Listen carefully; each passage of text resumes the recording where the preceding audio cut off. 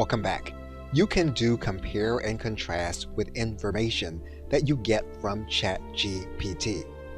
For example, if we were to look at this particular set of information that we have queried, we can look at an alternative framework.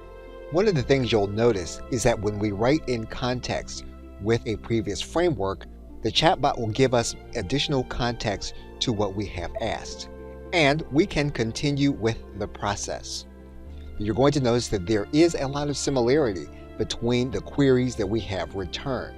And one of the things that you may recall from a previous video is that in some cases, ChatGPT will make a leap in the information that it provides. And so you will need to make sure that you are finding references to verify the information that you are determining. So in this case, what we're going to do is we're going to combine the 4 contexts into one context. And we are going to click Enter. And as has been demonstrated in previous videos, we can then ask for specific references. And again, ChatGPT does remember the context in this particular chat area. We are now going to click Enter. And so basically, what we have done is we have determined a framework and we have determined references for each part of the framework that we are going to be working with. Okay, so with that, thanks, and I will see you in another video.